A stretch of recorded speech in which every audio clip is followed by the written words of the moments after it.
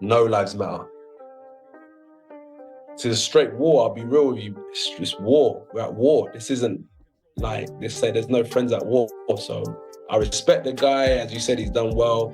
All that good stuff, but we're fighting. To fight? No, as of yet, I'll be honest with you. I don't want to go get my head bashed in. Sparring is sparring, and we can see some sort of technicality being shown. Now, a lot of people are calling it fake. They're saying that it's set up. Jared Anderson, Lawrence Okoli, some of the best the sport's got in the heavyweight division. And he said there's no way these guys are actually going in there and sparring to the full extent. Look, you're a fighter. You've had so many camps throughout your life.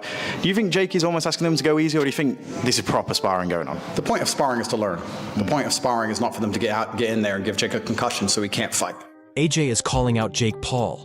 He says those knockout sparring clips are fake. Joshua stresses sparring must be real and intense. He warns the ring will show the truth. Even so, AJ still gives Paul respect. He calls Jake a worthy opponent. As a boxer? Yeah, definitely. He's always wanted to be a boxer. He's got a stand-up game. I respect him as a boxer. Experts are hitting Jake Paul's sparring footage. They say it is fake. It only shows when Jake lands KOs. Critics argue these clips are only half the story. They want to see 3 or 4 full rounds to judge fairly. Plus, they say the guy Jake knocked out is not a good fighter. Hitting him is easier than hitting a real heavyweight. This raises big questions. Are these clips showing Jake's true readiness? Can we really trust these selected highlights before he faces elite fighters? The sparring videos, that I agree with that. If we're going to see that clip of you knocking this guy down, we want to see at least a full round. We want to see what you're actually doing. If you're going to show us knocking this guy down, show us more. Is his opponent any good? Okay, that's another very good question. His opponent may just be, and we couldn't really see much of him there. He didn't really throw a shot. His opponent might be a nobody. His opponent might be a guy who started Box Fit a few weeks ago. So that's a very good point. It's things like this we have to actually ask when we, boxers essentially putting up videos of them knocking people out. Who is this guy? You need to know that, because then that kind of qualifies that knockout or knockdown to be good or bad. Andrew Tate is giving his take on Jake Paul's sparring. He says the heavyweights are not giving their best effort. Tate explains sparring is for learning, but these guys are holding way back. Why? Because Jake is paying them. Their main job is to finish the session, not seriously challenge him. This means the punches are weak and the defense is easy. The sparring is fake, Tate stresses. These sessions might help Jake practice, but they cannot copy the feeling of fighting a true, tough opponent. I think as a boxing purist, it's quite upsetting to watch, young fighters struggle to pay the bills and struggle in little shithole gyms around the country trying to get big money fights and going through the Olympics and going through the amateurs and not being able to pay their bills. And I understand how frustrating that can be. So I think that's where the frustration comes from. I don't think it's everything that's wrong with boxing. I think that anything that gets people to tune in to a boxing match is good for the sport. One more comment that he said was, Jake's been sparring Frank Sanchez, Jared Anderson, Lawrence Okoli, some of the best the sport's got in the heavyweight division. And he said there's no way these guys are actually going in there and sparring to the full extent. Look, you're a fighter. You've had so many camps throughout your life. Do you think Jake is almost asking them to go easy, or do you think this is proper sparring going on? The point of sparring is to learn. The point of sparring is not for them to get in there and give Jake a concussion so he can't fight. So are they trying to knock Jake out? No. But are they giving him enough work for him to learn? Gareth A. Davies confronted Duke. He had a strong warning. Jake Paul could run like a thief in the night. Davies remembered the brutal Francis Ngannou knockout. He stressed this fight is much more dangerous than Paul realizes. Stepping in with a seasoned heavyweight like Anthony Joshua means Paul faces unseen risks. Davies says the reality will hit Paul the moment the bell rings. This is a serious test, not just a spectacle. I watched him knock out Francis Ngannou inside 2 rounds. Yeah. How can that go 3 rounds with Jake Paul? It's very hard to knock out somebody that just hasn't come to fight and somebody that's just trying to survive. And that's what I think will happen to Jake Paul. Do you think he'll run? I think he'll run like a thief in the night. Once he sees the size of Joshua, those little 10-ounce gloves that they're going to be wearing, he's going to be petrified and his backside will fall out. I went to the press conference in Miami for that a couple of weeks ago, and he was planning to motorboat AJ, and he thought differently of it when he was standing with him. Good luck with that, mate. No, AJ was, he'd have got motorboated out of there. Listen, mate, listen. Good luck with that, because if he starts out with AJ, puts his chin out and starts trying to goad him in, I think Anthony Joshua will definitely iron him out early. Do you think he finishes his boxing career then? Let's hope so. If Jake Paul does something weird and wins, is that impossible? Nothing's impossible. Nothing is impossible. Highly unlikely, but not impossible. If you'd been invited to fight Jake Paul for 25. I've heard it's 25 million. That's me behind the scenes. Other people have told me it's 60. Other people have told me it's more for Anthony Joshua. If you had been a current world champion and you'd been offered that fight with Jake Paul, would you have taken it? 100%.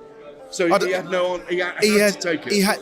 He had to take So it. you've got nothing against him taking it? I've got nothing against him taking it, spending the money even. Still got nothing against that. My concern is for the health and safety of Jake Paul and the sport of boxing. Because boxing will be pulled into the dock if something happens to Jake. It would And- never have been licensed. Paul is talking loud about his training intensity. He admits sparring with top heavyweights has left him battered, even injuring his nose. But the footage is tricky. It is more complex than the KO clips Paul shows. Analysts noted something strange. Some sparring partners seem to fake their reactions. They move to the ropes after minor strikes. This suggests the highlights may be misleading. Experts warn, these clips might impress casual fans, but they do not mean Paul is ready for Joshua's power and experience. Noses move a couple millimeters to this camp. I'm not gonna lie, this sparring the heavyweights, my nose has slight little something in there. A guy by the name of Frank Sanchez, he definitely cracked it a little bit. But yeah, man, it's bad. Wait, hold on. Look at that, dude. I'm like Squidward, dog. But don't respect me for getting in there. Respect me when I beat his ass. I'm not just walking into a fight. I'm going to win. That's what's gonna shock the world. I will become the king of boxing. Experts are questioning Jake Paul's KO sparring. They observed fake reactions from his partners. Opponents often overreacted to Paul's punches. They would move to the ropes after minor hits. This makes Jake look like a dominant beast, but it is not real. The partners are purposely making highlights to boost Paul's image. Commentators warn, these clips are great for promotion, but they are not proof.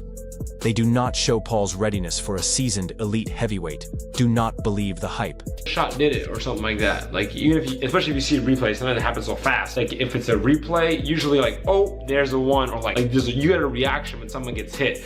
You're not like, oh, I wonder if. Like, if you're questioning it, then typically the fighter gave in or decided to kneel down or push himself out of the ring or wanted to get out of the fight. You can tell right away. Like, when I land a body shot on somebody or when I got hit by a body shot, you could tell. I don't know, you guys can make your own assessment, but to me, this is a little sketchy. To me, the person he was boxing, obviously. BJ Flores, Paul's former trainer, gives us the inside scoop. He says Paul's goal is not just entertainment. Paul wants to prove he can hang with real pro boxers. Unlike his previous celebrity opponents, Paul is now seeking heavier, more skilled fighters. Flores praises this ambition and courage.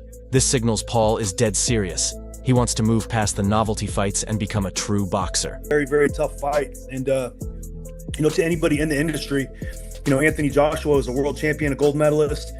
This is a big difference from, anybody else that, Jake's fought in the past. But, he's looking for these big challenges. He wants to fight the toughest guys. And I think with Anthony Joshua, he got exactly that. I mean, Anthony Joshua is a guy I would have never dreamed in a million years Jake would have fought him in his fifth year boxing in a fight situation like this. I thought he would have given it a little more time, but I mean, this is an extremely difficult fight. Anthony Joshua is 6'6", 245 pounds, extremely dangerous, gold medalist, world champion, and I think this is a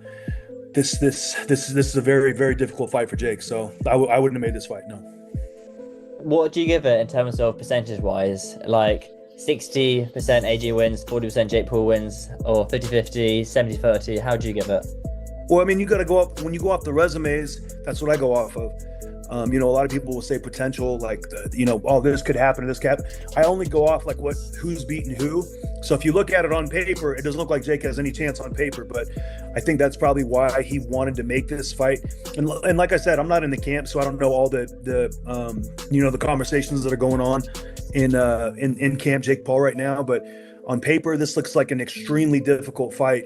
And any boxing experts, that I've talked to, whether it's former fighters or whoever, they don't give Jake any chance at all. I'm not saying he doesn't have any chance. I'm not saying that at all. I'm just saying that, everybody in the know-how as far as the boxing world, they're like, Jake has zero chance to win this fight.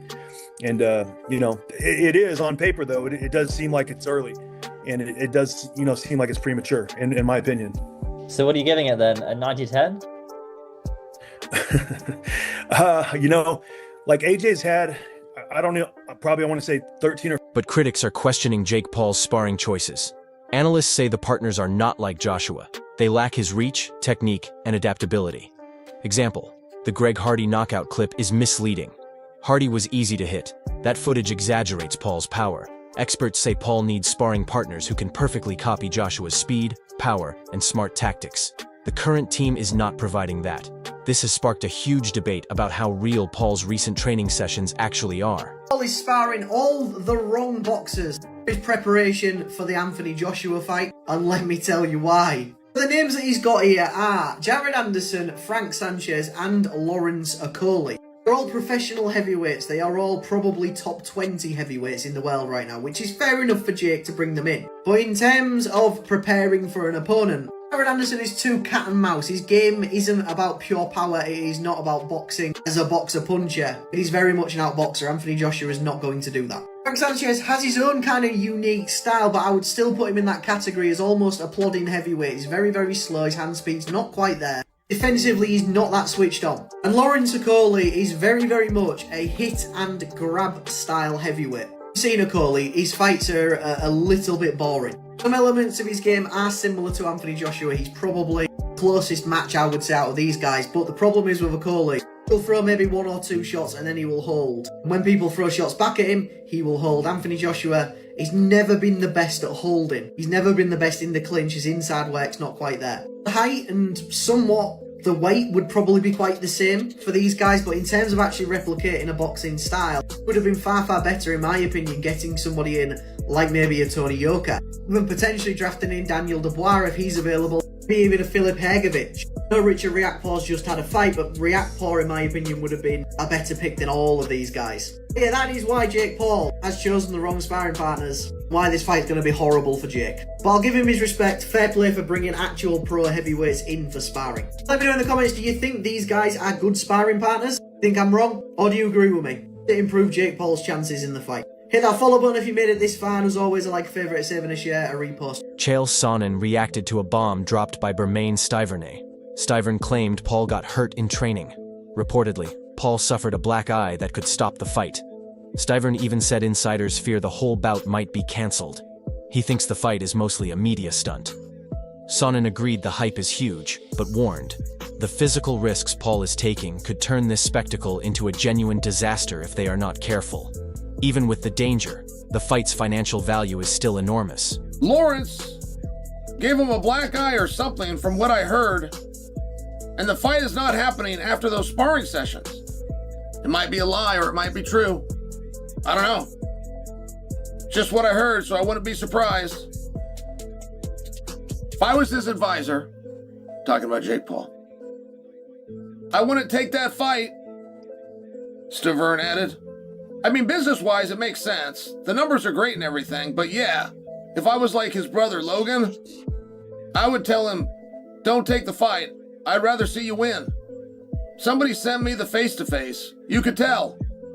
Anthony's language showed he was not scared or whatever.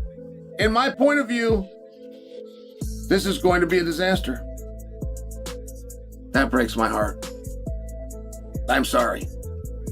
I am sorry to Bermane Stiverne that the educational system has failed you so greatly. I'm sorry to Bermane Stiverne that you were the heavyweight champion of the world. I'm not sure I'm pronouncing your name right. I apologize to Bermane Stiverne that you were the heavyweight champion of the WBC, and I have never read your name until right here, right now. Now, I'm not looking to be a dick about it, but this is bad. This is very bad stuff. I heard somewhere not long ago, I don't know where. Well, Bermane, let's help retrace your steps. Where have you been recently? Did you hear it today? Did you hear it at the gym where you told us on the phone? I know you didn't read it somewhere. So, Bermane has information, but he doesn't know where he got. Analyst Joey Knight highlighted the reality. Paul knows big fights bring huge money and global attention. Facing a champion like Joshua means guaranteed coverage everywhere, from news to social media. This spectacle is carefully planned to maximize buzz and conversation. Paul's team is brilliant at keeping public interest high. Knight stressed that Paul is not taking this challenge blindly. He knows the massive exposure and career boost that comes with a fight of this magnitude. A lot of cash, maybe not as much as the Anthony Joshua fight, but a lot of cash, and can still have a serious chance of going on to earn even more paydays. Whereas the damage that it could do to his body could be irreversible for that opportunity to earn money in a boxing career going forward. So is this the retirement bag? Or do you actually think you can win? Because I read a study recently, and I believe it said something along the lines of men overemphasize or overcalculate their ability to fight by about 500 times. And I'm saying Jake Paul would probably need to be 500 times better to stand a chance against Anthony Joshua. And I can't get how he doesn't already know this. Surely he has sparred with heavyweights. Surely the recent sparring that he had with the likes of Shakur Stevenson and with the likes of Ray Ford, amongst others, Badu Jack, surely that would have taught you that there are levels to boxing. And if these small guys are able to show you things that you had no idea that you were vulnerable to in a boxing ring, what happens when someone who hits 4, 5, 6 times as hard as that does the exact same thing to you and lands it on your chin? The whole reason of why I know where I am in the influencer boxing scene, in the misfit scene, is because of the level that I have sparred at. I've sparred boys that have gone on to box for world titles. I've sparred with English champions, and I've sparred with Legendary ring announcer Michael Buffer weighs in. He spoke about the huge cultural impact of the Paul brothers on modern boxing. Buffer noted that Jake and Logan brought in a younger, digital audience. They have revitalized interest in boxing events. Their presence injected new energy into promotion, growing a fan base that follows fights everywhere. Buffer admits the Pauls are controversial for purists, but their involvement brings a fresh dimension to the sport. It ensures fights like Paul versus Joshua dominate the worldwide conversation. And Logan, first of all, are fantastic athletes. You know what Logan does with the WWE and what Jake does with boxing, he knocks people out and everything. And they both have massive fan bases. And for me, it's great to see people get young people that follow them that didn't have they don't remember Ali or Joe Frazier or whatever. It's not in their wheelhouse. So it's great to see them developing fight fans and a big fight atmosphere. So it's very exciting.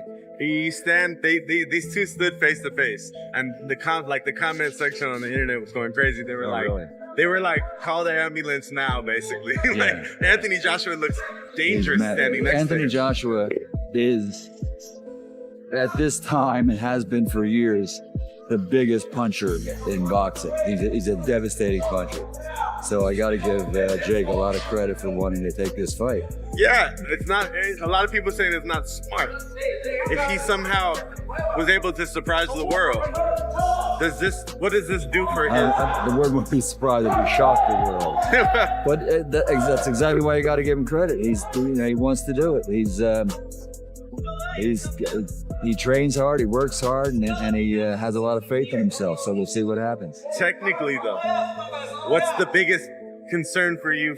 What's the biggest tip you could give Jake, knowing that you've watched Anthony so many times dominate? That is it. Don't go anywhere. We will see you next time.